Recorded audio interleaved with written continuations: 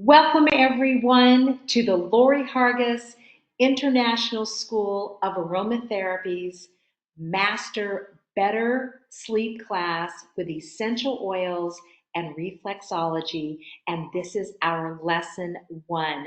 I'm so happy to have all of you guys with me today. It's wonderful. We have a huge amount of people that are on with us. And so we'd like for you guys to put in the chat where you're from so we can check that out and see all the different places we are all over the world.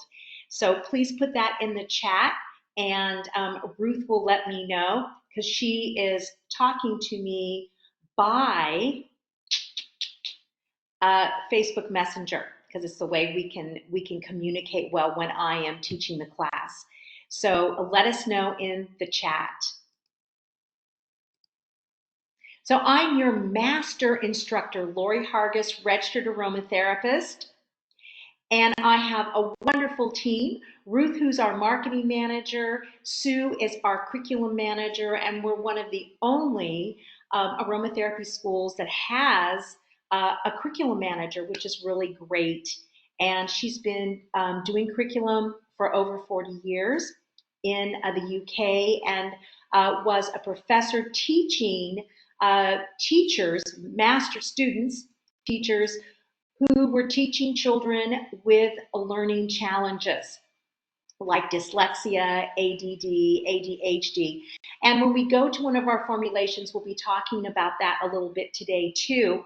And so if anybody ever has learning challenges that come to our school, we have someone that can help you, which is really, really important, because I've had dyslexia since I've been a kid, and pushed through school, did well in school. However, once I was an adult, then I learned why I was having certain challenges in my life and found out that I was dyslexic.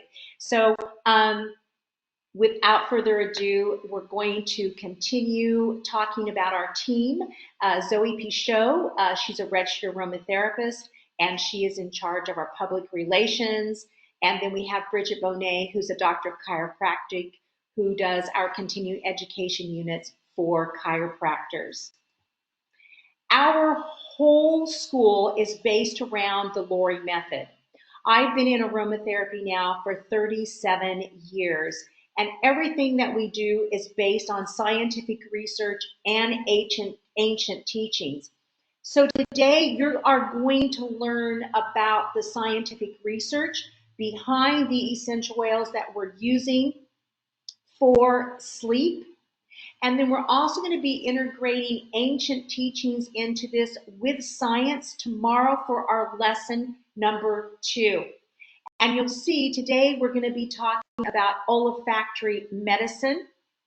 We will be incorporating the brain, heart, and gut health, connecting all the bodies through our formulations today that we'll be using. And we always incorporate mental and emotional wellness to develop your self-confidence and knowledge.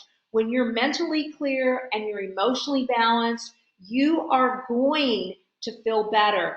And then tomorrow in lesson number 2, we are going to be using reflexology with our formulation today. That we have 2 formulations, and you can look in the group chat and you can see I've written the essential oils that you need. So if you need to get up and go find those, go do it, because it's at the end of the class when we make the blends, okay? We have 2 formulations today we'll make, and then there's always stories around how we decided to make the blends, how we got involved in this, because storytelling really helps you to remember what I have said, and also gives you a way to explain to your family, your friends, your clients, how essential oils work, and coming from an experience.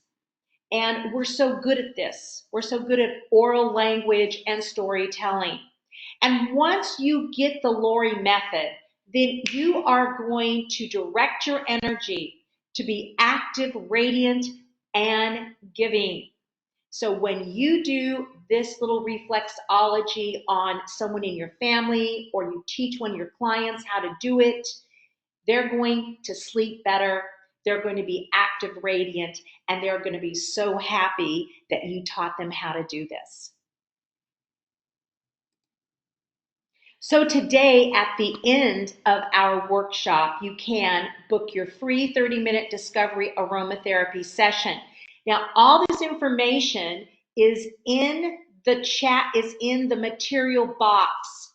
So Ruth will put that in there. She'll tell you where it's at. She's in there in the chat. So if you have any questions, feel free to ask Ruth. If it's any kind, you're having a problem going in and out, something like that. And then the other questions we're going to keep until the end of our live workshop today.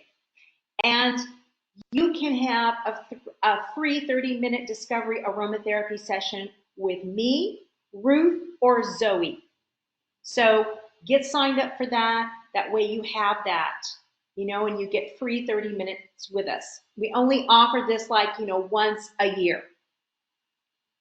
Then you can learn more about our aromatherapy certification program, because that's coming up. It's going to start on January 30th. When we get everybody going in January. Then you have an opportunity to win my book by being in the quiz. The quiz is at the end of the live workshop. Now, you get my book, you get Using Common Sense for Essential Detox, you get our small booklet, so you get 3 books by this. Now, if you are in Canada, Mexico, South America, Central America, Europe, Asia, Australia, or Africa, we will give it to you by PDF file. We'll send it to you by PDF file, okay? So also, if you participate every single day of our class, you get a chance to win an aromatherapy session with me, which is worth $300. If you are in our aromatherapy certification program, you automatically get a consultation with me. You get a consultation with Ruth for your marketing program. You get a consultation for curriculum with Sue. So we have all these things in our aromatherapy certification program that are part of it. Also, remember, you can ask us any questions at the Q&A. All right.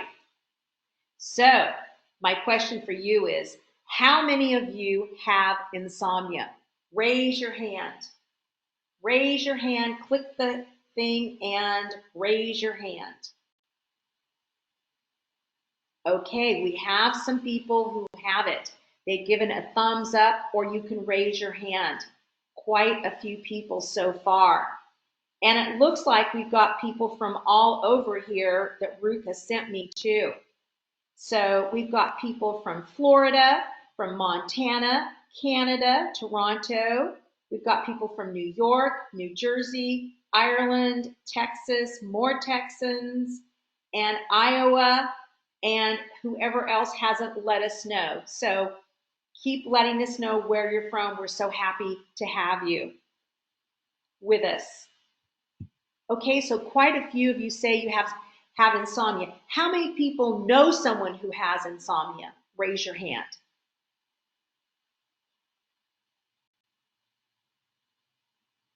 Many more of you know people who have insomnia. Yes.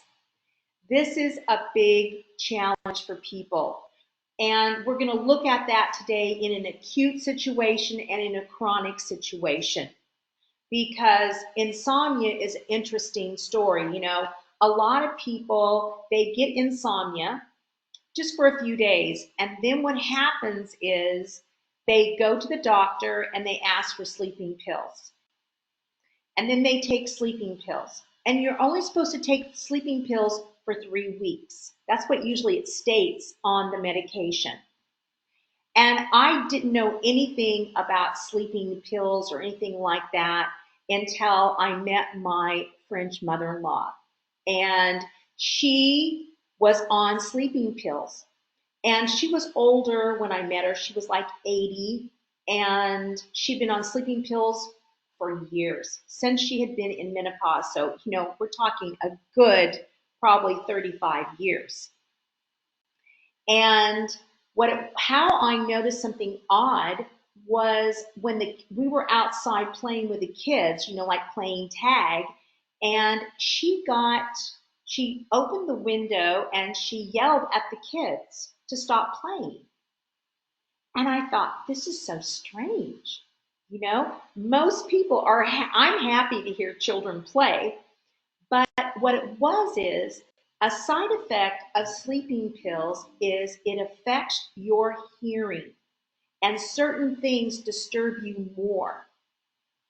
And what's so great about the system there is the doctor at that time, and they still do in certain areas, come to your home and do a home house call. And so the new doctor came and saw this and said, oh, she shouldn't be on these. And I had looked at the pamphlet and it said that it caused, hearing challenges with people. They would think things were louder than they were, and things would be more disturbing. So this is why it's so important for us to nip insomnia in the bud, because it causes a lot of chronic health illnesses and also enjoyment in our lives, because we aren't sleeping at night. So then we sleep during the day, we're foggy, we're forgetful, we're moody because I didn't get my sleep today, So this is an important one that we're doing today. So have you ever used aromatherapy and reflexology for better sleep? Raise your hands if you guys have used reflexology or aromatherapy to help you sleep. Okay, great. So we have like 7 people who have done it, 8 people, 9 people, 10. Fantastic. And if you put it in the chat, how many of you have had success with it? Raise your hands and put it in the chat. How many of you have had success with it? Okay, we've got about 8 people.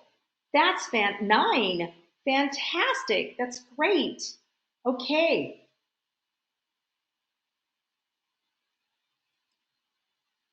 Well, I have used aromatherapy and reflexology for sleep. And it was when I came back to California. I have a friend who has a beautiful spa, and I just had the desire to ask her if I could work there a couple days a week. And she said, oh, I've already rented the room to a massage therapist, but she says, Lori, nobody comes on Monday. I'm not here. And if you want to see people on Monday, you can. I said, fantastic. So I told some family and friends, put it on Facebook, and she told her clients, and I did a little, reflexology deal for 15 minutes. They could come and they got a targeted reflexology treatment for like $25 to just get people, right? Because she was having a party there at the spa. So it developed a clientele very quickly. And so the number one thing is, because every time I work on someone, the next day I send them a text and I say, how'd you do? Or they send me a message the next day, Lori, I slept all night. I slept all night long and I feel great this morning. And I had people that had high stress jobs. They were in jobs where they were working with children. For example, one of them is working with, well, 2 of them, because then she told another person who works with her, they're working in a school system where the children have a lot of difficulties.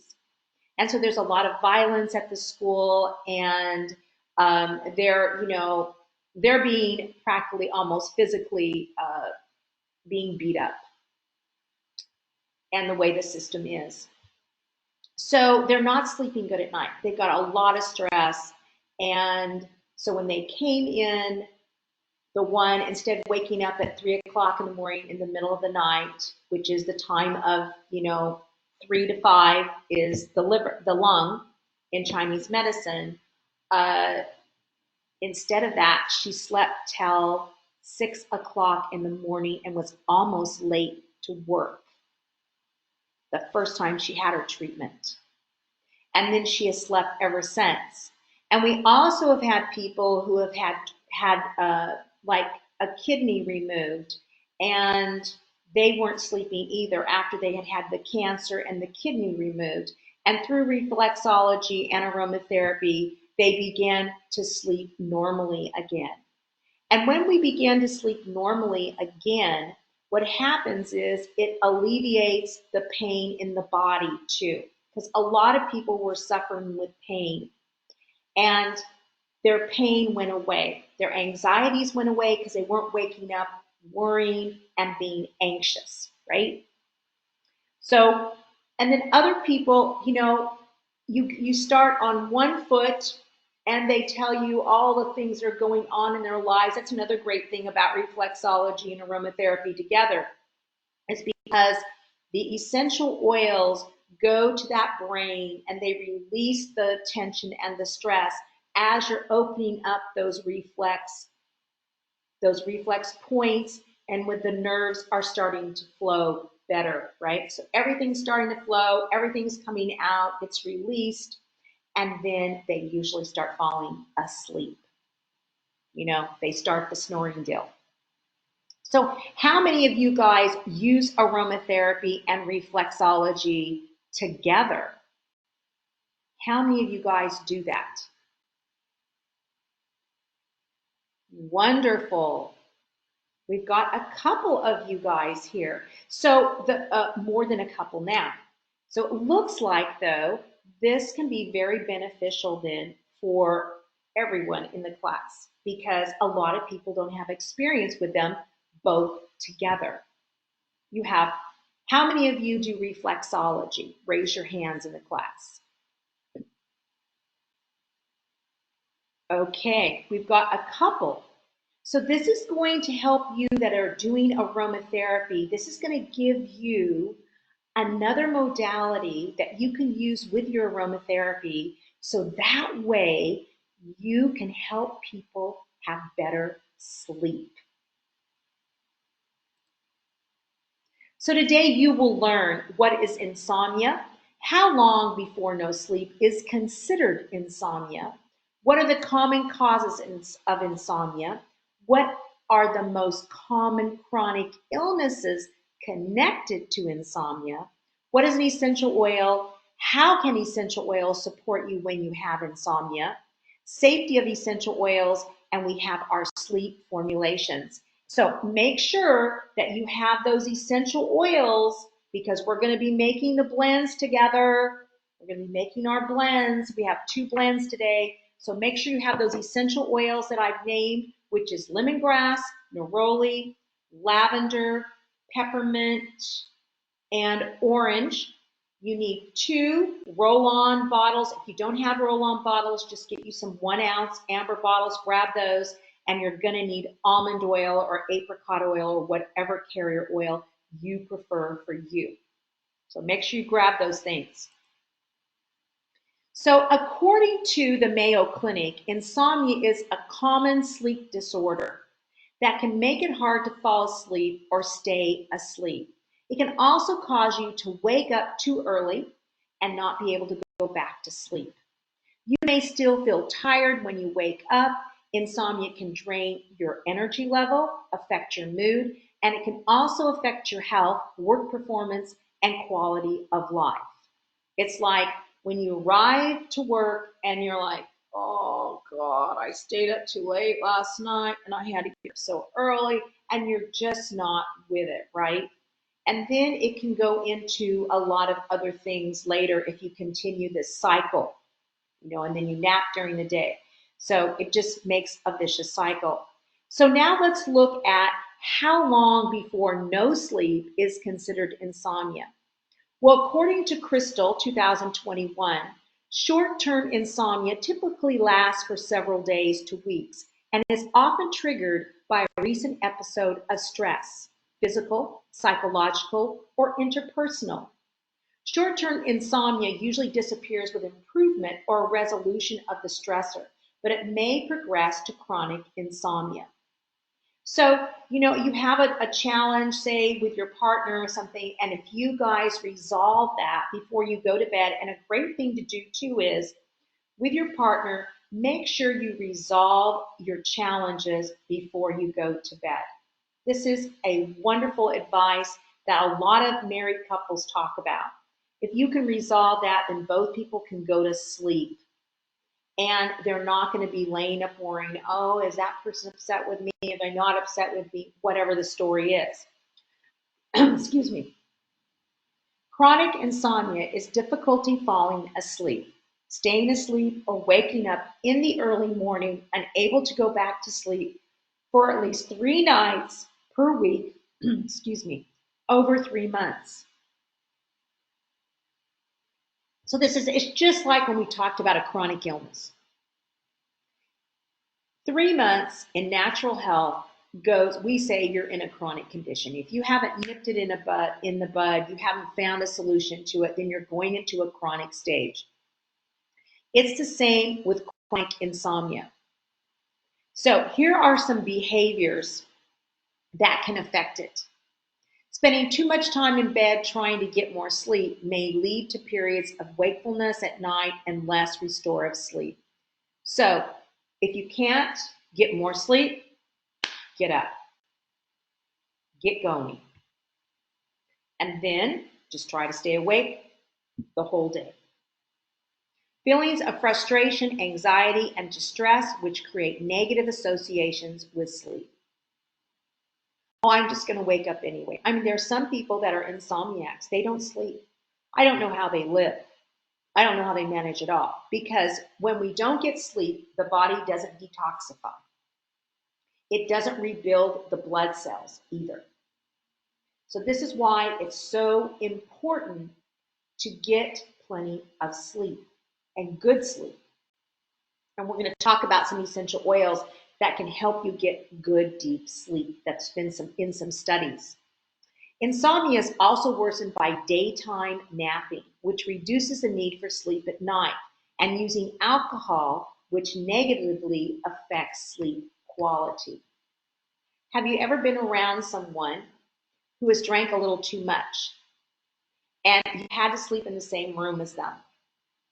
And they snore. Their snore is so much louder than even their normal snore. And you can't sleep because it's, it's really loud, right? And you can't get past it. So it can show you how alcohol can do that to people and how they don't get the oxygen to their brain when they've been drinking too much. So according to the American Academy of Sleep, 12% of adults in the US have chronic insomnia. That's a lot of people. That truly is a lot of people. So think about that, It's a lot of people in the United States, and that doesn't count the world. So here are the common causes of insomnia. Psychological causes are stress, anxiety, worry, and depression. And it was interesting when we took our poll in our master Facebook class, we asked if you guys were interested more in anxiety, depression, or insomnia. And sleep won. It's because if we get good sleep, we don't usually have the stress, the anxiety, the worry, and the depression. It's when we don't sleep well, then all those things can set in worse. And it was interesting because I just recently heard a conversation about what Rosalind Carter said about Jimmy Carter. She said no matter what the problem was, he could always sleep. And they both lived to be very old. So it's kind of an interesting little thing, to see. Physical causes of insomnia: inflammation and pain. You have so much inflammation and pain in your body you can't sleep, or you can't sleep in the bed anymore. You have to sleep on the couch or the recliner, or you've got acid reflux coming up, so you have to sleep up all night. Remember, there's a class for that we teach. So it'll be coming up like in, I think, April or March, something like that. Gut problems, where you have a lot of gas, so you can't sleep, or you haven't eliminated well, you have constipation. So you've got all these toxins going in your system, which is causing inflammation and pain. Your cellular activity is congested, which means the lymphatics are congested. The water in your body is not flowing properly. Nerve impulses are deadened. We have so many people now with neuropathy from being a diabetic, high blood pressure, autoimmune, and then if you have had certain cancer treatments such as chemotherapy and radiation, then you have more risk of having neuropathy, which can cause insomnia because things are tingling or you have pain in those areas, or I can't feel my feet, for example, you could say. So let's look at environmental causes of insomnia. A room that's too hot or too cold. I remember walking into my aunt's house and she would have the house so hot that it would catch all of our breaths in our family. We all liked to sleep where it was more cold. But when we went to her house, it was very hot. And my grandmother was the same way. She would come in the middle of the night and put blankets on top of us. We'd kick them off, and she would wake up in the middle of the night because she was so worried that we would get cold. And she would put the blankets back on us. And after staying at her house, after a few days, we'd have a cold because we got too hot. Uncomfortable beds. How many of you have ever slept in an uncomfortable bed and thought, I can't wait to get out of this? Raise your hand. I have, for sure. I have visited places and I'm like, oh my goodness, how do people sleep in this bed, right? Also, alcohol, caffeine, or nicotine. Those can cause insomnia. People can't sleep well because of the drug that's in their system. Too much caffeine, they're wide awake. Too much, alcohol, certain kinds of alcohol, smoking too many cigarettes, and also illegal drugs like cocaine and ecstasy. You're just wired for sound. Pharmaceutical medications like oxycodone and fentanyl, which now is on the street, and oxy is too. We have an epidemic. We had an epidemic with oxy, and now we have fentanyl in the United States. And so you can see people on the street that are so strung out, they're so wired that they don't sleep. And then they're sleeping during the day on the street because they've gotten themselves in such a position. Now they're addicted. Then we have Ozempic. Ozempic is becoming quite a deal with people and other kinds of overweight challenges. People are using like Ozempic and other shots. And there is a potential for insomnia now for this. And I have a link down here.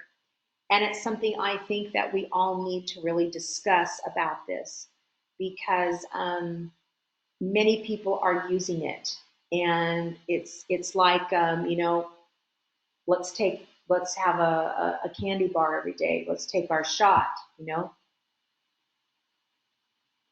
without thinking about the consequences.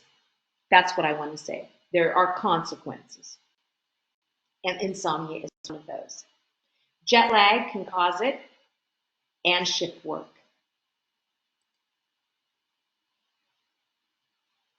All right, make sure you guys are writing these things down because these are going to be on the quiz. Every slide has pretty much a question. We have 10 questions. So what are the most common chronic illnesses connected to insomnia? Heart disease, hypertension, stroke, cancer, diabetes, respiratory illnesses, especially, if you've been a smoker, right? You keep yourself up and you don't go to sleep. Here. Oh, and here's some comments from Ruth said too about our environmental things. Other environmental could be odors or devices nearby. Yes, that's a good point that Marcia made. That could cause you not to sleep. Arthritis, because you can't lay down, you can't rest. Chronic fatigue, autoimmune factors, viral infections. You're sick in the middle of the night, you can't sleep, and you can't seem to get over it. So you just get more and more exhausted. Hormonal imbalance, menopause, you're throwing the covers off, you're having a hot flash, then you're cold, then you're hot, this type of thing.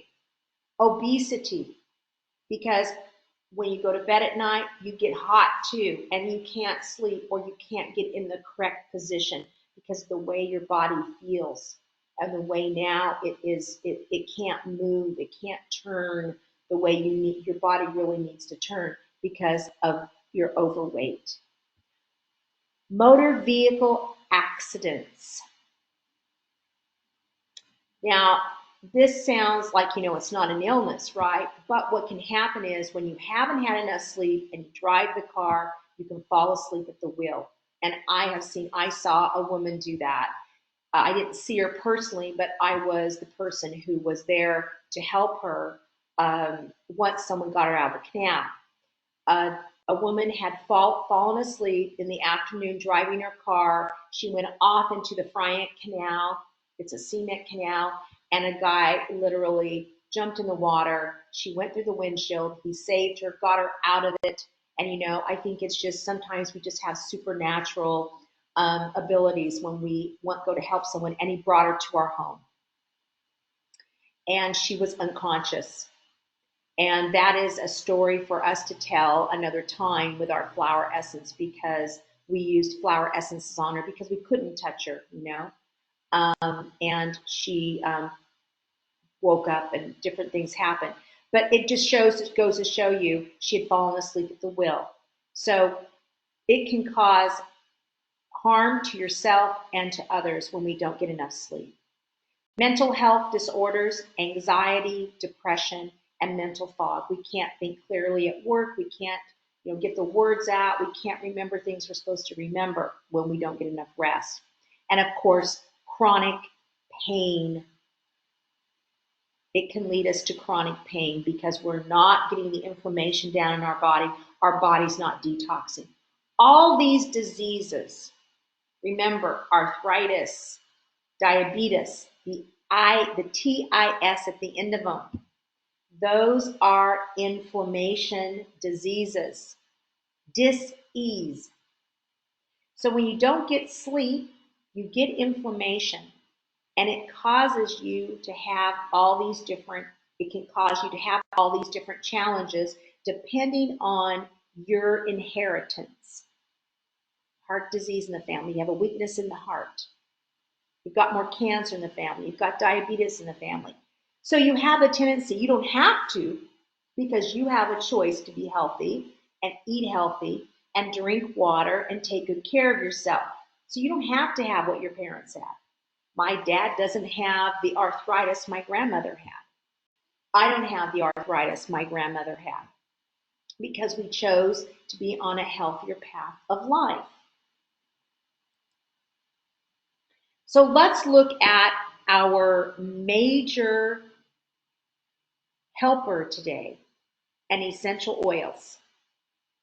Essential oils are energies from the insides of roots, seeds, plants, grasses, flowers, resins, woods, trees, fruits, and peels. So with roots, we have roots like ginger, vetiver, seeds like cardamom, parsley, plants like lavender, thyme, grasses like lemongrass, citronella, flowers like roses, neroli, resins like frankincense and myrrh, wood like sandalwood, cedarwood, trees, eucalyptus, tea tree, and fruits and peels like bergamot, orange, lime. Now, each one of these essential oils have different chemical constituents.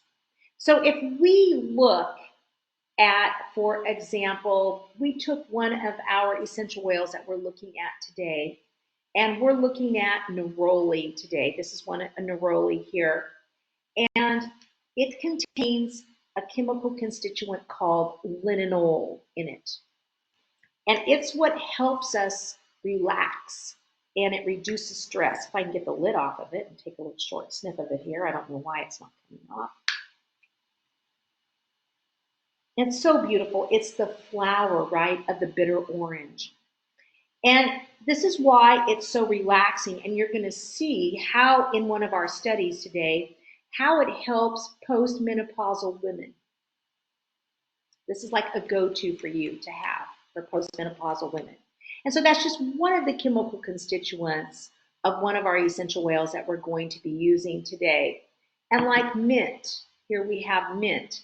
And mint is high in menthol, right? And so that is what reduces inflammation in the body, doesn't it? It reduces inflammation. And it also helps the digestive system. There goes away that constipation, and it helps with stress, and there goes that inflammation.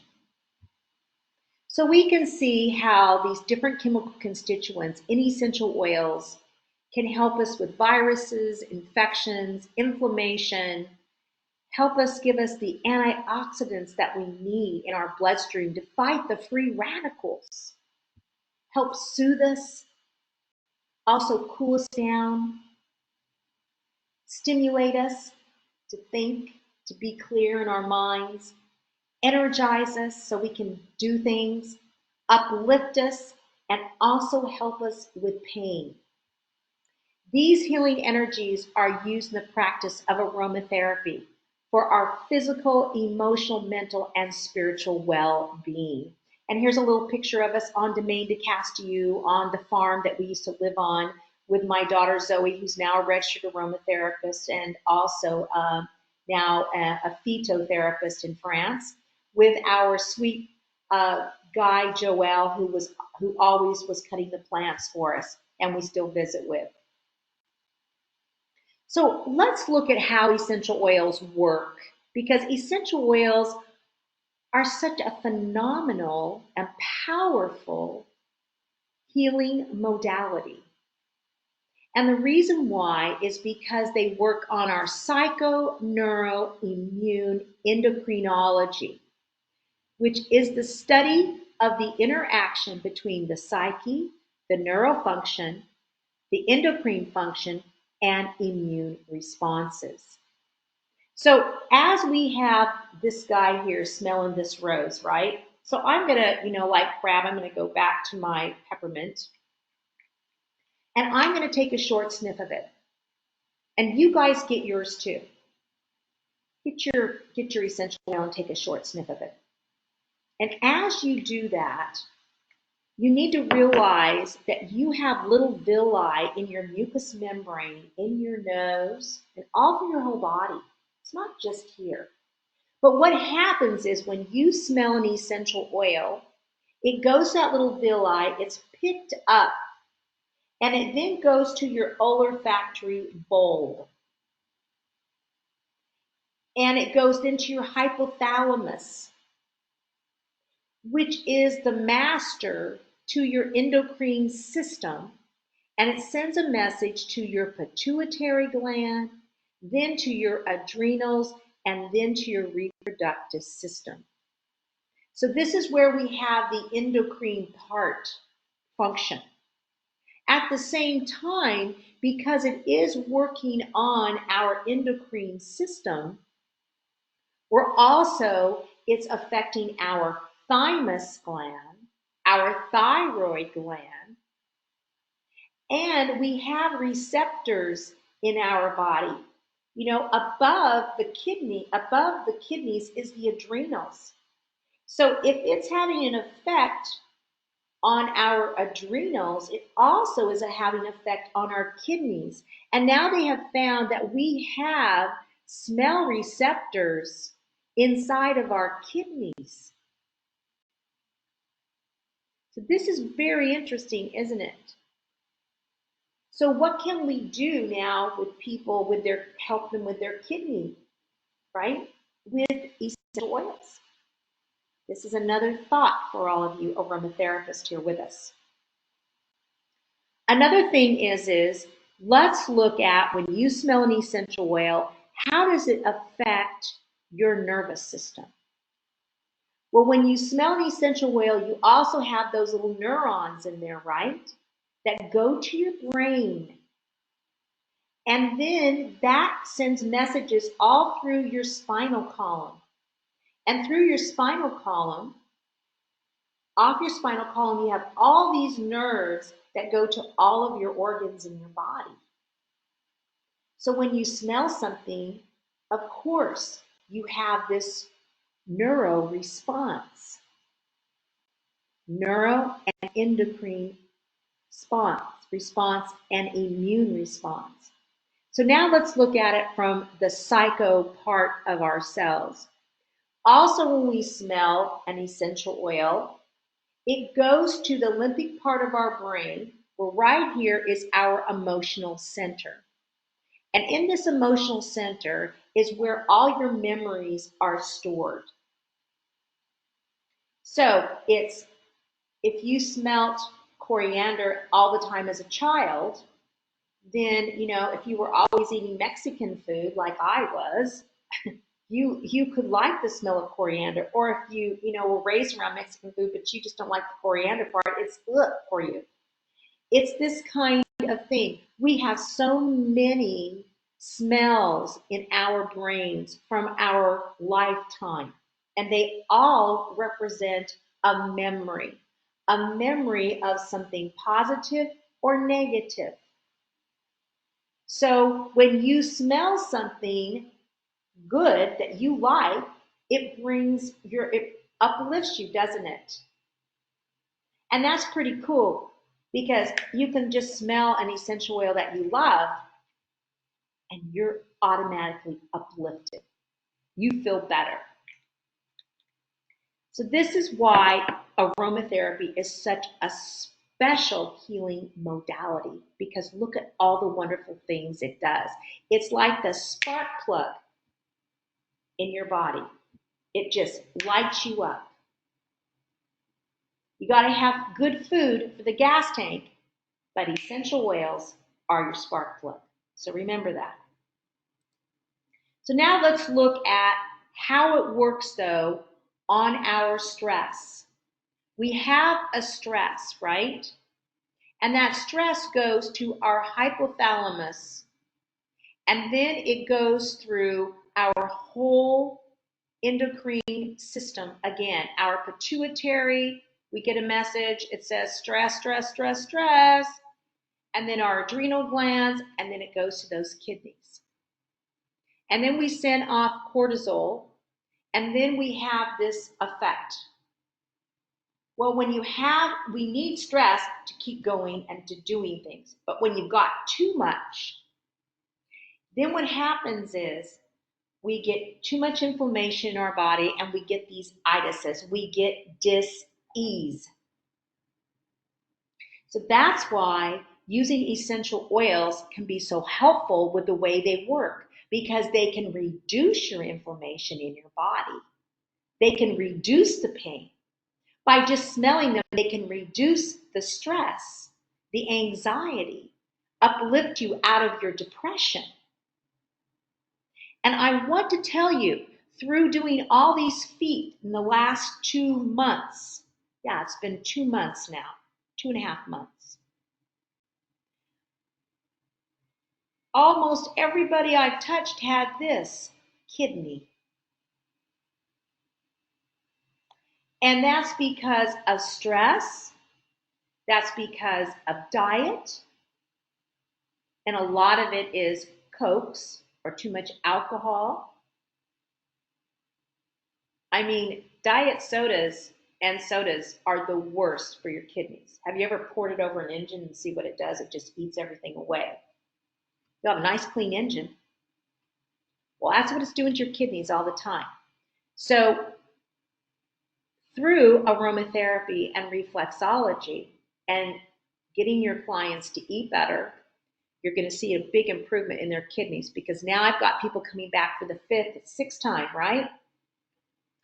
And I'm seeing one kidney clearing up and the other one starting to clear up. So we can see how we can help ourselves with this stress that we have in our lives that can cause insomnia, and then go into all these different health challenges that we do not want to have and I don't want you to have. So let's find out more of how we can get through all this together and not have insomnia. So here is a study on elderly people and adults. And it's the effects of aromatherapy on elderly people and adults. And so the results are based on a combined of 30 different included studies. So this is an overall deal. And it's on sleep quality, and it showed that it was 0.74, which means it was, quite significant, right? And then what they did is they took it and they put it in a subgroup, and that was performed to assess the overall improvement in sleep quality based on country, study design, and type of intervention. The effect size of aromatherapy in East Asia and aroma massage therapy studies was 1.02, 1.24, 1.30, respectively, with higher sleep quality in each subgroup. That's fantastic. The effect size was 0.86 and 0.80 for less than 12 interventions, and for an intervention period of 4 weeks or a little bit less, right? Respectively, aromatherapy interventions lasting 20 minutes per session had an effect size of 1.28 and no significant difference in sleep quality. Quality evaluation revealed that the sleep quality after aromatherapy was significantly high in studies with methodological quality scores with more than 8 and an effect size of 0.93. Moreover, significant combined effects of aromatherapy were observed with other variables, which is what we just talked about, right? Stress, pain, anxiety, depression, and fatigue. So not only did it improve the people's sleep quality, it reduced their stress, their pain, their anxiety, their depression, and fatigue in adults and elderly people. And today we're going to be talking about these 5 essential oils in their chemical families and how they affect different populations is what we're going to be showing you today. So if you have people come in that have children who've been hospitalized, all these different things, you're going to be able to have one essential oil that can possibly help them. And that's what we want. And we just got 5 essential oils that we're looking at today, okay? So in our school, in our certification program, we teach you the chemical families. And the reason is once you understand the chemical families, you can get the basic idea of certain essential oils that are more dominant in that chemical family. And you can then understand how to use them, apply them, and blend them more safely and effectively. Now, I know some people don't believe that, but I've been doing this for 37 years and I've been practicing it. So for me, it works. And so when I teach it, I teach my students that way they will understand this and they can just go to some basic essential oils and know how to start blending and blending correctly so they're not hurting people. So that's today. We're just going to be talking to you about 4 of those families today. We teach 8 to 9 of them in our school.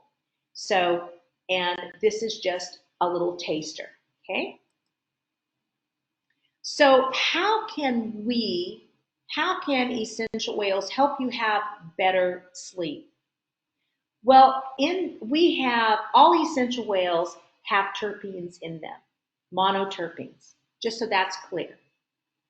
However, these essential oils we're discussing today, they are high in terpenes. Okay? So terpenes can be like limonene, and you'll see ENE at the end of the name of the chemical constituent, like limonene. And pine, juniper, lemon, orange, and grapefruit are considered in the terpene family. And today we're going to be talking, though, about orange. And orange is high in limonene. It's like 80% to 90% limonene, depending on, who you buy it from. And it works very well to help with sleep. And so we're going to look at that today for children that have been hospitalized and sleep quality. So orange, there is no statistically significant difference in the demographic characteristics of the children in the two groups that we're going to be looking at. The results showed no significant difference between the two study groups before the intervention regarding different sleep quality domains. After the intervention, there was a significant difference between the two study groups in the domains of difficulty in falling asleep, waking up during the night, and disturbance in the regularity and duration of sleep. And the intervention group had better scores than the control group. So this was using our beautiful, and I have mine in a large bottle here, but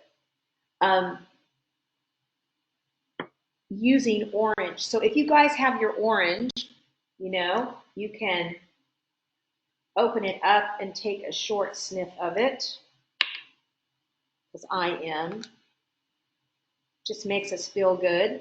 And really, I don't have to do that. I can just, wow. And so the conclusion of this was that the present demonstrated that the inhalation of orange essential oil had a favorable effect on the sleep quality of hospitalized children.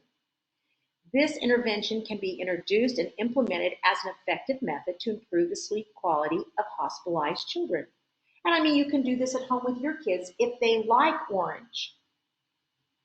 You can give them a little short sniff of it, make a little inhalation for them to use.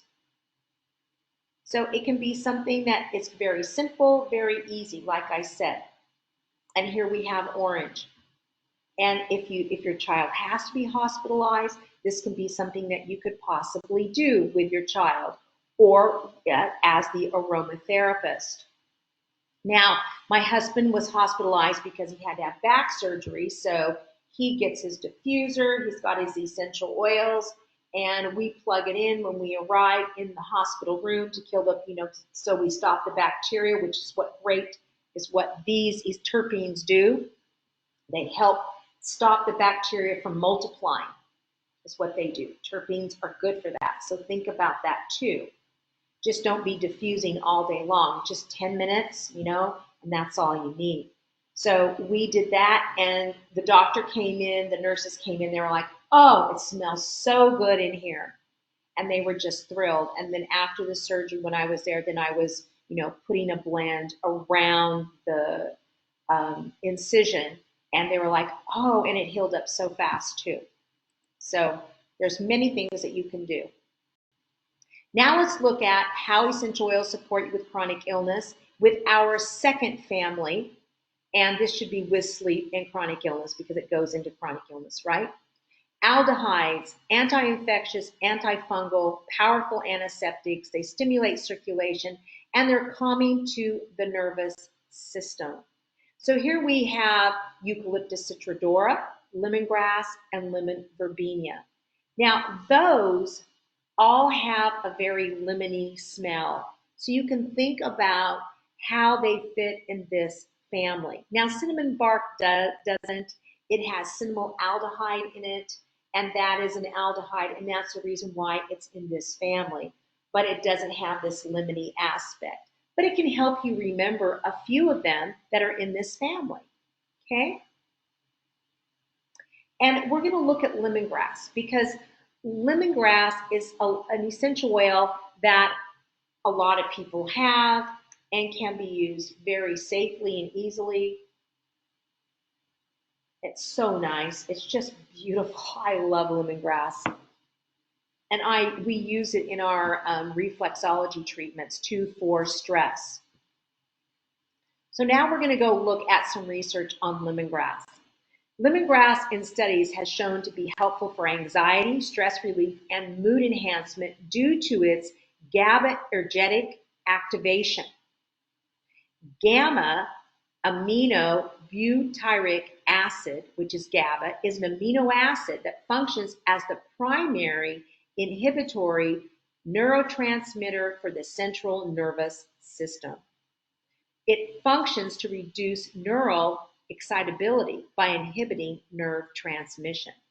So when you use lemongrass, it reduces your excitability. It calms you down. So this is a good reason to use it for sleep. How many of you guys have ever used lemongrass for sleep? Raise your hands.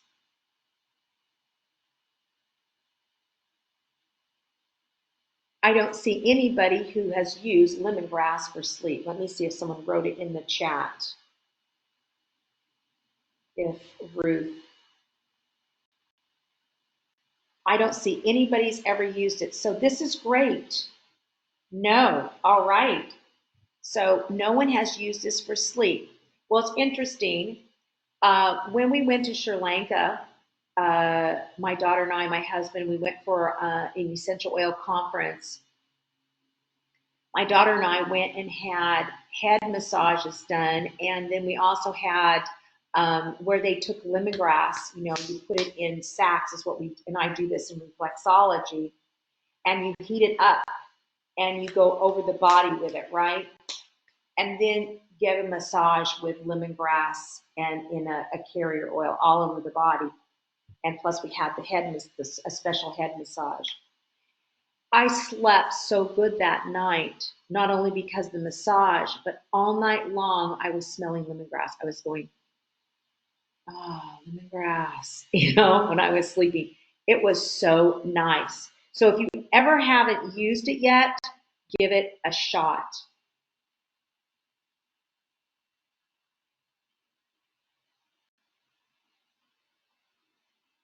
And we had some people say, I don't like lemongrass. And yeah, you have to like it or not. And then we have one person who said they drank lemongrass orange tea for sleep. Fantastic. So this gives you another idea. So if you don't like lemongrass, but maybe your client does, this could be something, good for them, right? Now let's go to the next family, which is the ester family. And this family is balancing, it's soothing, it's antiseptic, it's anti-inflammatory, it's antioxidant. It's something that can really be used easily with people. That's why they call it the user-friendly family. And it's for people who are, very hyper and they're stressed out, and these really calm them down. So we have lavender, Roman chamomile, ylang ylang, and clary sage. Now, lavender is the reason I got into aromatherapy. And lavender is so soothing and calming, but it's not soothing and calming to everybody. And that's the reason why we picked peppermint today, too. So we're going to look at what lavender can do for your sleep. So there's this study, and this suggests that sleep is crucial to your brain metabolism. Now think about that, your brain metabolism. Delta brain waves in sleep, EEG, show quality sleep. So it's like when you're meditating, you can take yourself into, you can go from beta, which is what you or I are all in right now. Then we can go into alpha state. Then we can go into theta. and then we can go into delta. So delta is the state that most children and especially preemies are in because they go into that, and that's they sleep a longer time, right? Delta. And delta is the brain wave that you are in between the ages of 1 and 4. You go into theta state between 5 and 8. So between 1 and 8, you are completely programmed. Because that, when you are in that brain, those slower brain waves, that's when you are programmed more. That's why as an adult, if we can learn to take ourselves back into the theta state, we can reprogram what was programmed as children. And this is why a lot of people can't get out of their stuff. So, however, if we can sleep well and not be disturbed with anxieties and worries and go into the delta brain waves, then we can get through our anxieties and our worries and our stresses easier. So what they showed is you have better sleep quality when you're in delta, while alpha indicates sleep interruptions and poor sleep. Studies suggest that the aroma of essential oil may affect brain activity when applied awake. But in this study, what they did is they explored it using lavender on 9 healthy participants. I know it's not a lot of people, but it's a way for us to start looking at it, right? And found no sleep issues. These people did not have sleep issues, okay? And when they went to sleep and used the lavender, they diffused it when they were asleep, they reported that they had better sleep. They had daytime vigor after being exposed to the lavender aroma release. The EEG showed alpha brainwaves were reduced and delta brainwaves increased for the participants when they were exposed to the lavender release while sleeping. So, you could do it with a spray, right? You could diffuse for 10 minutes. You could have a diffuser where it has a timer on it. It comes on, after maybe an hour you've fallen asleep, or 30 minutes, usually whatever it takes you to go to sleep. And it goes off in 10 minutes. That way it's not on all night. You don't want to do that to yourself all night long. We don't want to do all night long. No. Okay? So that is one way to use lavender to help you have a deep sleep and where you go into your delta brain waves. How many of you guys use lavender to go to sleep? Raise your hands. How many of you?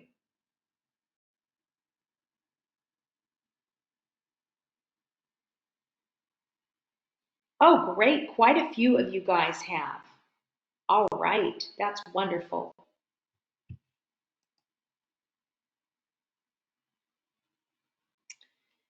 And now let's go to our next family. This is the alcohol family, and it's our last family. And this family is antibacterial. It helps with inflammation, infections, and viruses. It also can be stimulating, warming, and toning to the skin. And it's gentle for children and the elderly. So we have bergamot, geranium. Today we're going to talk about the neroli, and pomarosa is a wonderful one too. And then we have tea tree, sweet thyme, and peppermint. Today we're going to talk about neroli and peppermint. And do not use in pregnancy, breastfeeding, or children under 3 years of age. So here we have a randomized control with 4 sleep quality in postmenopausal women with Citrus aureatum neroli, which is the flower of the bitter orange. This is such a beautiful one. It usually comes from Morocco or Egypt. I went to Egypt, Sue and I did, and we were there during the neroli harvest. And wow, that was heavenly. It was magnificent. So here are the results and the conclusion. After 4 weeks of intervention, the mean score of sleep quality was significantly lower in the neroli citrus auratum group compared to the control group. In the intervention group, all dimensions of the PSQI were improved significantly. The results of the study showed that the aroma of neroli essence could significantly improve the sleep quality of post-menopausal women. Therefore, it's recommended that healthcare providers should inform post-menopausal women and advise them to use this intervention for the reduction of sleep disorders. Now, you don't just have to use it in post-menopausal women, but this gives you a demographic of people that you could use it. You could use it in menopause. You could use it with children. I mean, you could use it for many different populations. But what we try to do today is show you how you can use these certain essential oils in different populations of people. Now let's look at the effect of peppermint for sleep apnea individuals, because we have so much of this nowadays. We have so many people who have sleep apnea. So sleep disturbances are, as we know, are common with a limit of age between 25 and 45. People often feel tired during the day and during wakefulness, which causes sleep problems. Sleep disturbance is associated with our well-being, our health, and as we saw before, emotional regulation and work, memory, and cognitive functions. The main aim of this study was to improve the impact of peppermint on sleep apnea. The sample size of the study was 25 individuals, and they were selected randomly. The peppermint oil is taken in a few amounts and massaged on the forehead before sleeping. Now, with this, they didn't give really the complete instructions. So for me, if I was going to do 2 or 3 drops of peppermint, I would not be putting it directly on my forehead. I would take 2 or 3 drops and I would put it like in 10 ml of carrier oil, and then I would put it on there. Or you could take 23 drops of peppermint, put it in 1 teaspoon of soluble, which I talk about in my book, that will solubilize the essential oils into 1 ounce of water, and then spray it on your pillow. Or if you do not have soluble, put it in the water, but remember, you're going to have to shake it up because essential oils and water don't mix. Spray it on your pillow, okay, before you go to sleep. So they said this had to be, they did it for 30 days. The sleeping hours and sleeping disturbances were recorded before and after using the oil inhalation, which was what they meant here. Before the use of the peppermint oil, the sleeping hours were an average of 6.4, and after the use, the sleeping hours increased to 7.1. Before the use of peppermint oil, sleep disturbances were an average of 3.3, and after the use of peppermint oil, the sleeping disturbances have been decreased to an average of 2.1. Data was collected and analyzed using statistics. Peppermint oil affects sleep apnea, and it helps to overcome it. From this study, it can be seen that a positive perception has been obtained towards the population. So again, it's a very small, random study. However, it is a way for us to see how we could use peppermint for sleep. How many of you have ever used peppermint for sleep? Raise your hand.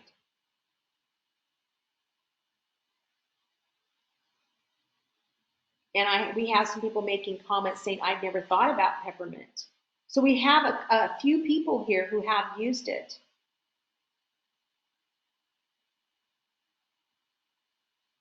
That's great.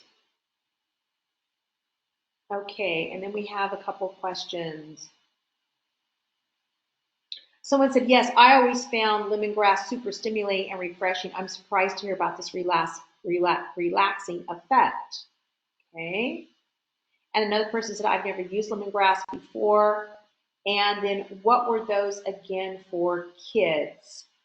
Orange was the one for kids, and you could use that. You could make a little inhaler for children, and that was shown in hospitals.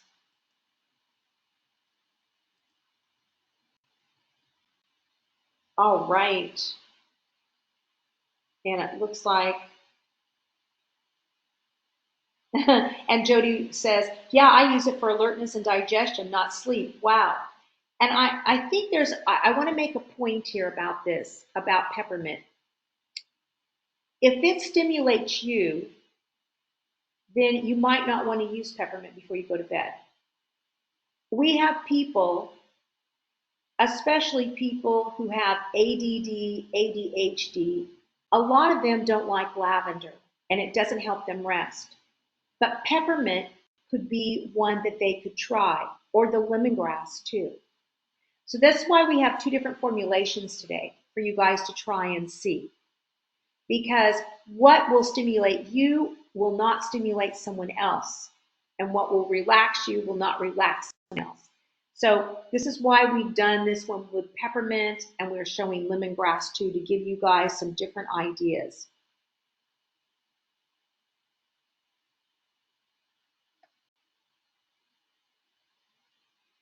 All right.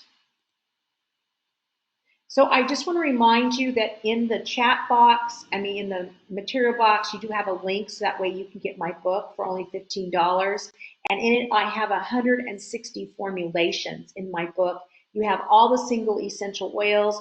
You have all kinds of how to use it in reflexology. Each essential oil says, reflexology, acupressure. We also talk about, we have reflexology charts in my book. We also have, we talk about traditional Chinese medicine in it and how to use essential oils for that, for the different, when you have an imbalance in one of the elements, which we'll be talking about tomorrow. And we also have how to use flower essences and essential oils together in the book too. And we're also going to be giving some free ones, so make sure you stay for the quiz. So here's our Sleep Well formulation. It's 10 drops of orange, 8 drops of neroli, and 5 drops of lavender with 1 ounce of almond oil or apricot oil in a roll-on bottle. So here we go. Here we have our roll-on bottle. And our first essential oil is orange. So let's do this together. We're going to make this blend together, right?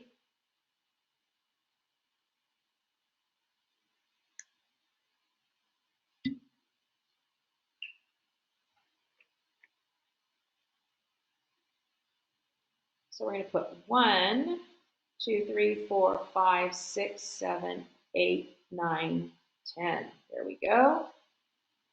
So I have got 10 of my orange. Remember, anytime you're using oils, always put the back on them immediately so you don't spill them. Okay? Now we're going to go to the next one, which is neroli, and this one I can drop out. Remember, always when you look at your orifice of your essential oil, always the hole needs to be on top when you're dropping it out. And we're going to do 8 drops of this one.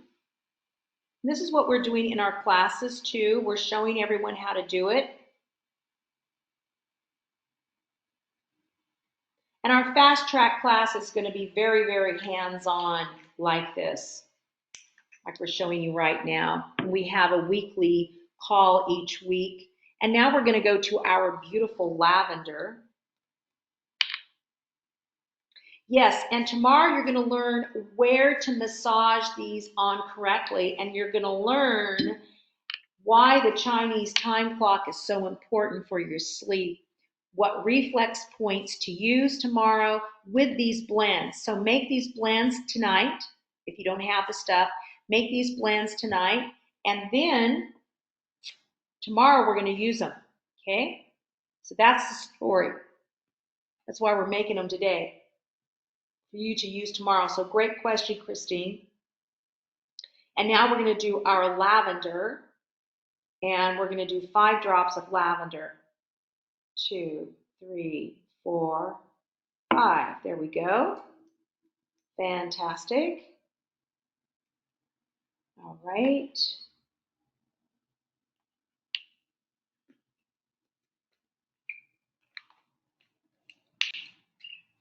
You can add your almond oil into it here. And everything I'm using is organic because I'm one of those organic essential oil lovers. It's been my life for a very long time now. We lived on an organic farm in France. We grew organic plants for organic essential oils. So we eat organic foods. And so I use everything organic because I don't want pesticides and all that stuff in my body. And I don't want my clients to either. So here we have our bottle. Now we're going to put our roller ball in there like that. And our cap. And then we're going to roll it between our hands so we can get those essential oils into that carrier oil. Get that in there. And then make sure that you have some little labels, and this one's called Sleep Well. And this is just for my use, but if I was going to do this for someone else, I would use the inky names, but that's something you learn in a more advanced class. This is just for you to have a Sleep Well formulation. So here we have Sleep Well, and tomorrow I'm going to teach you where to apply it in lesson number 2, okay? So there's our first formulation. How many of you had the essential oils with you and made it with me? Raise your hand. Did anybody have them? See if anybody had the oils today. Oh, well, that's good. That's great. Super. Okay, so let's go to our next formulation. And this is night-night formulation, and this is with lemongrass, peppermint, and orange. This is with the ones that you guys have never used, right? And so this could be one that you might love, you might not, but we're going to make it. And this one has, again, this one has 12 drops of orange in it. So I'm going to get my orange back out again here. And I've got my little bottle and my little roll-on bottle here. Ah, yes, orange, beautiful orange. And this one has 12 drops. So we have 1, 2, 3, 4, 5, 6, 7, 8, 9, 10, 11, 12. Okay? 12 drops. You know, the only way we learn something is by doing it, right? And experiencing it. So you guys can try this one, smell it, see if it relaxes you or not. If it doesn't, you know, if it speeds you up, then use it for stimulation. I mean, that's what's so great about essential oils, right? They affect each person's nervous system differently. And so let's go now to lemongrass. So I've got lemongrass here, and we've got 8 drops. Remember about that orifice. Make sure.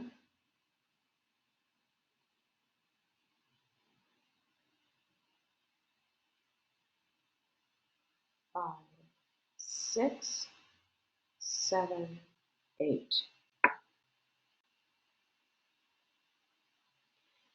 If you wanted to exchange the lemongrass, you always could do either lavender or the neroli, whichever one you preferred.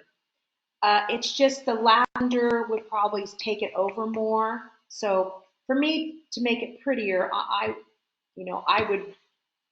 would do like 6 drops of lavender and maybe 2 drops of neroli in that formulation instead. That's another idea. If you don't like lemongrass. And now we're going to do our 3 drops of peppermint. There we go. Make sure that hole's above the orifice there. It drops out easily. There's 3 there. Awesome. And now let's put our almond oil in there.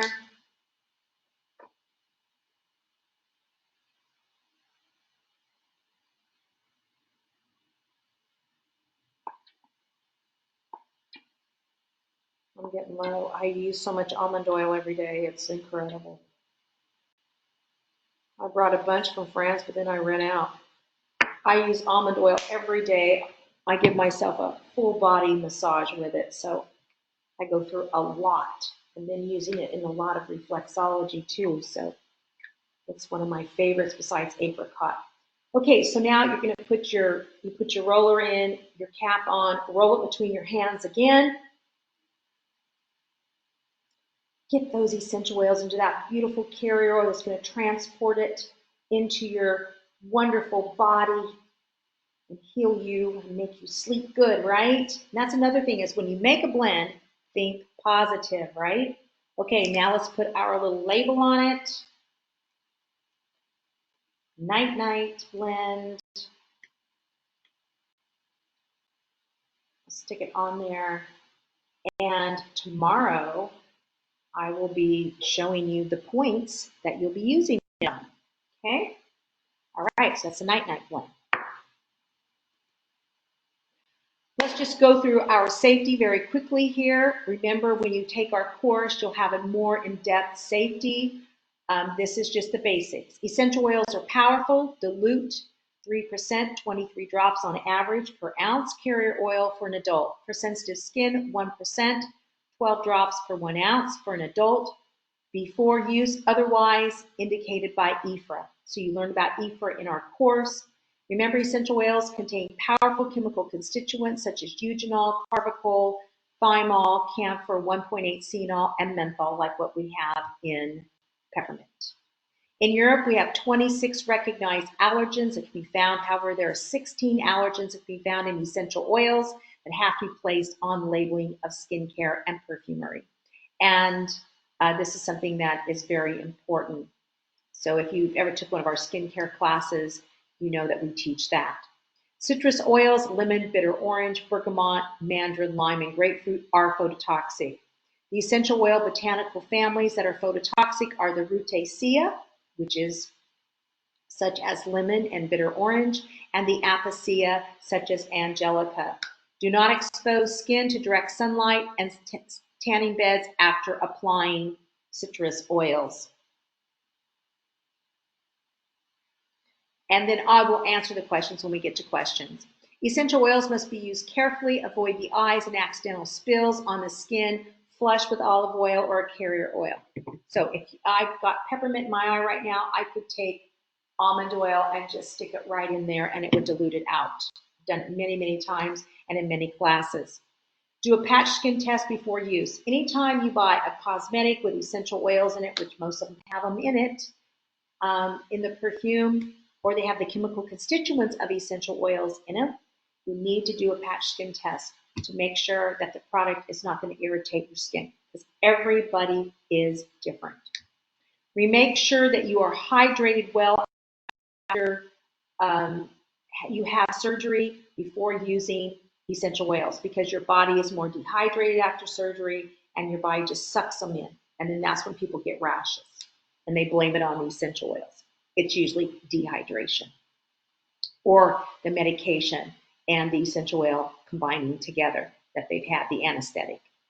Do not use in pregnancy, nursing, or with children under 2 years of age. Essential oils are not meant to take place of a qualified medical practitioner. Seek my advice, the advice of a registered aromatherapist if you are unsure. So let's go to our questions now. And when you participate, you get a chance to win my book and my booklets. And you get, if you're here every day, then if you are on our list and you participated, you get a chance to win a $300 consultation with me. Okay? So how long before insomnia is considered chronic? What are the common causes of insomnia? What are the most common chronic illnesses connected to insomnia? What is an essential oil? What is the study of the interaction between the psyche, neurofunction, endocrine function, and immune response? So our first question: how long before insomnia is considered chronic? And I'll answer all your questions after we're done with our quiz and we have our winner. So Ruth is gonna, so send your things in the chat, your answers to the question.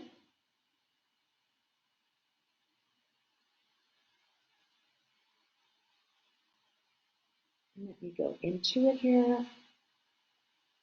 How long before insomnia is considered chronic? We had one person say 3 weeks, more than 2 months, 3 months, 3 months, yes. 3 months is the correct answer.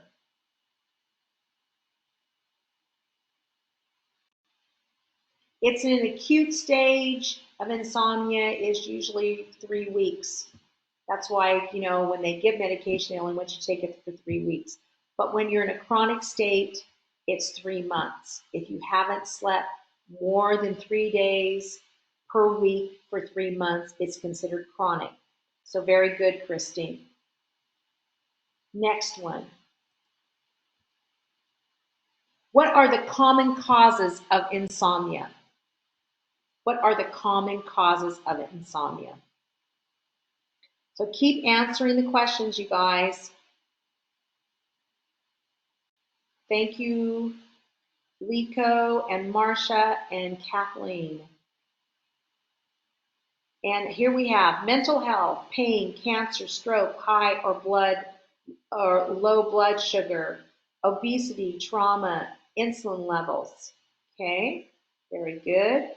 Pain and inflammation, stress, anxiety, worry, depression, and pain, stress and age. Good job. Keep going, you guys. Come on. You get a chance to win that $300 value consultation with me. And here we have car accidents, diabetes, pain, anxiety, stress, pain, and environmental factors. Good job. All right, I'm waiting for a few more. Ruth, sending some more to me, and then we will give our answer.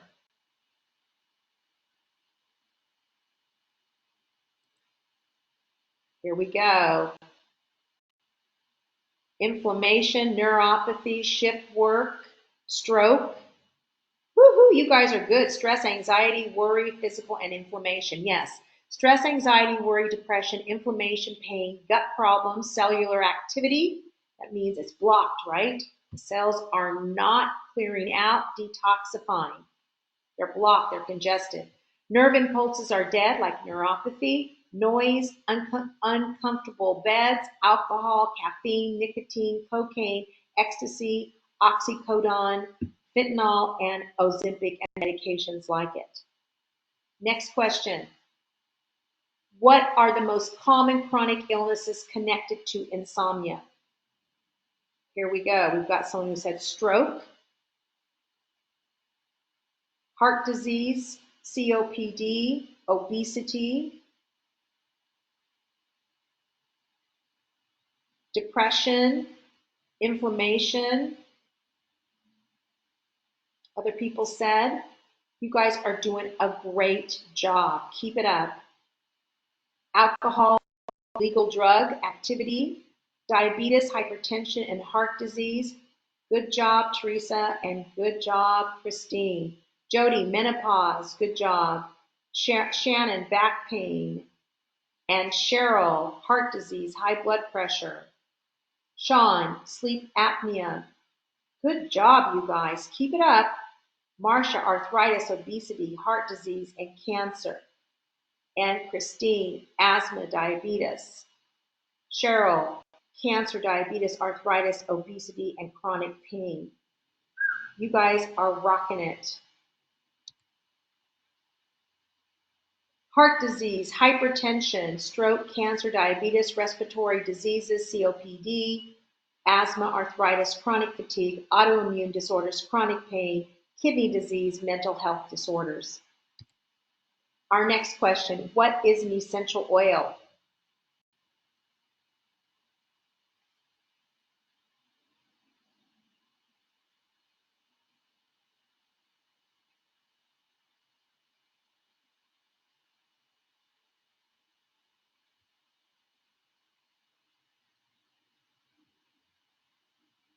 What is an essential oil? You guys are doing such a great job. Keep it up.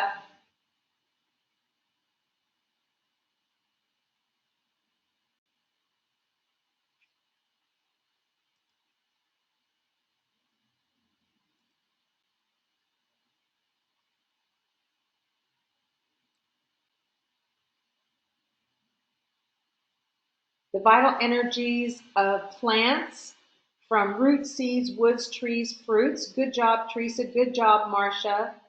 Cheryl says energy of plants from any part, each with different chemical compositions would give its healing properties. Kathy, vital energies of roots, seeds, grasses, flowers, resins. Christine, oil, resins, woods, plants, bioenergy. Jody, concentrated plant extract from plants. Shannon, natural plant extract of volatile compounds. Great job, you guys. Keep it up. And the vital energies from the sides of roots, seeds, plants, flowers, resins, woods, trees, grasses, and fruits and pills. And they are cold pressed and steam distilled. Good job, Jody. And what is the study of interaction between the psyche, neural, endocrine function, and immune responses? What is that?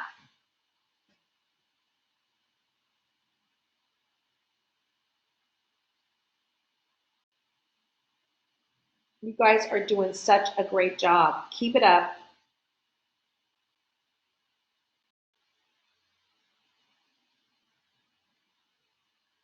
What is the study of the interaction between the psyche, neural function, endocrine function, and immune responses in aromatherapy? What is the study of that? Psychoneuroimmunoendocrinology. That's the answer to that one. Psychoneuroimmunoendocrinology. Good job, Cheryl. Like she said, it's a big word. Good job, Teresa. That is a big word, isn't it? I almost feel like we're on Mary Poppins, huh? Good job, Christine and Kathleen, too. Okay, so we just got 5 more questions, you guys.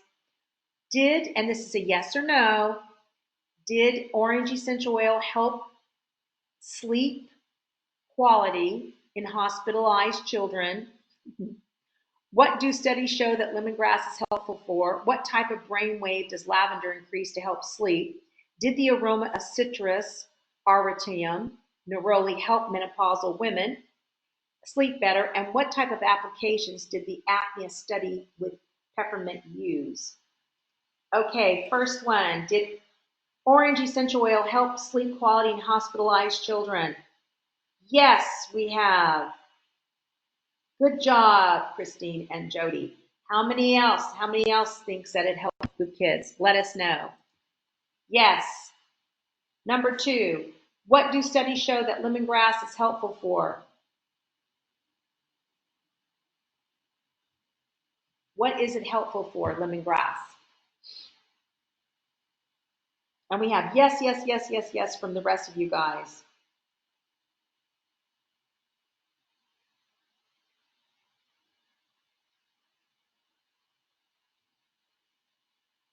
What do studies show that lemongrass is helpful for? Anxiety, stress. Good job. You guys are doing, so it's anxiety, stress, and mood enhancement due to the GABA-eric activation, right? And like Shannon says, aches, pains, and exhaustion, anxiety. Cheryl said stress relief, and Jody said mood, skin, and cognitive function. What type of brain waves, I should have wrote here, you guys, does lavender increase to help sleep? What type of brain waves, it should be here, brain waves.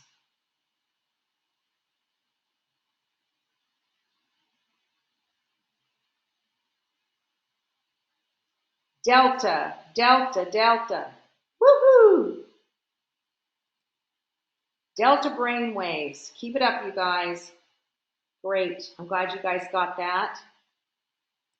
And our next question, did the aroma of citrus aurantium neroli help menopausal women sleep better? Yes or no?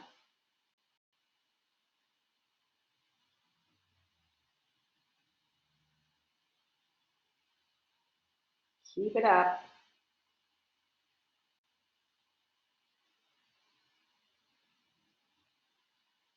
Yes, yes, yes, yes, yes, yes, yes. Everyone says yes. Great job. What type of applications did the apnea study with peppermint use?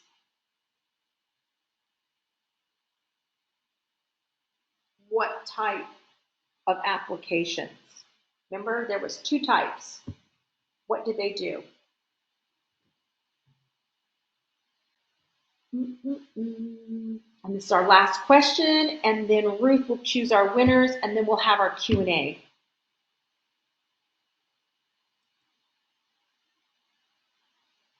So apply 2 to 3 drops of oil on the forehead, but remember I said I would put it in 2 or 3 drops in like 10 ml of carrier oil and then apply it to the forehead.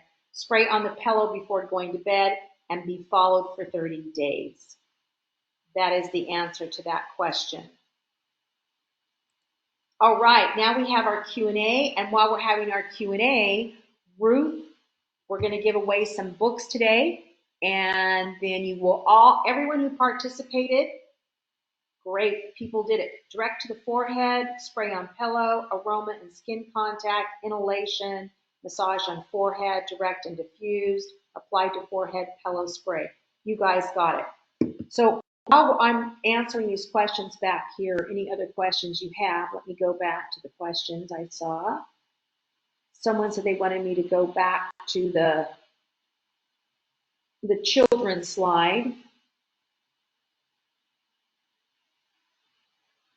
Let me go back here where I have some more questions.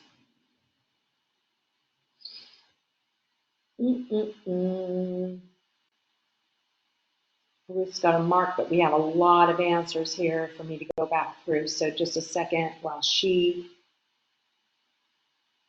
picks our winners for today for the book.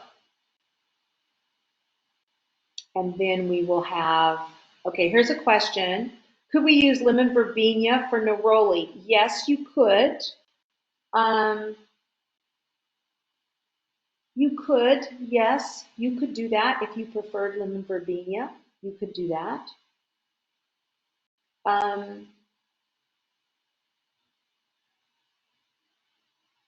Yeah, I don't know why you couldn't. That was from Darcy. And then I already said about the night-night formulation, what you could exchange it for. And yes, tomorrow you will use these massage oils that we just made. You'll use them on the reflex points and the acupressure points. Okay? So make sure you have your hands available to use them on your body. Okay? Because we're going to be doing those tomorrow. Tomorrow it's totally hands-on. You'll have information. I can go back for the slides for the formulations for you guys. I will do that right now so you can see them, and that way you can get them made.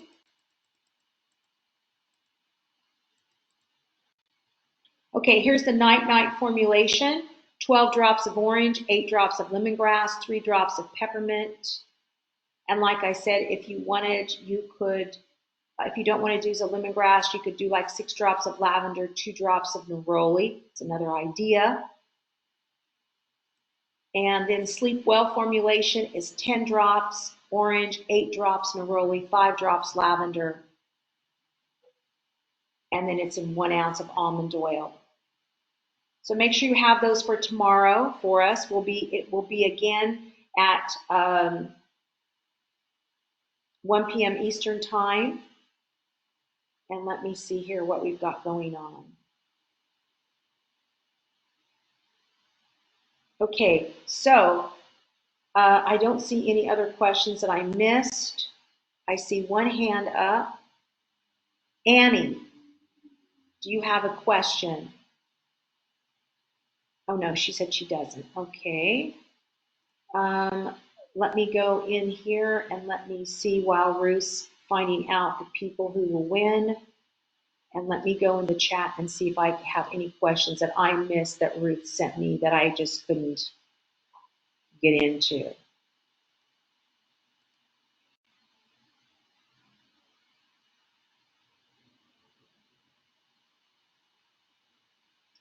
If you want to replace neroli, you can always replace it with bergamot if you have bergamot.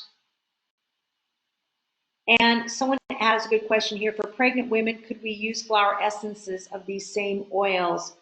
I think you could. You could use lavender flower essence. You could use chamomile flower essence. Um, you could peppermint. Yes, you could try that too. Peppermint flower essence. What other one? Yeah, you could do that, but I think I would do chamomile flower essence too.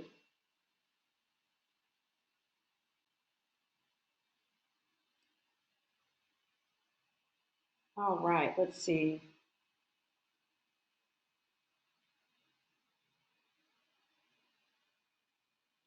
Oh, wow. Marcia just said something. When I wanted to buy a new bed, my chiropractor wrote a prescription for the type bed I wanted, and I gave it to the mattress store. This saved me from paying any sales tax on the bed.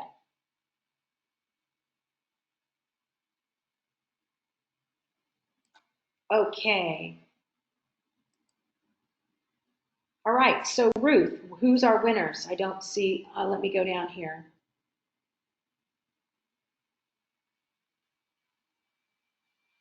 Have you done our winners yet, Ruth? Did I miss them?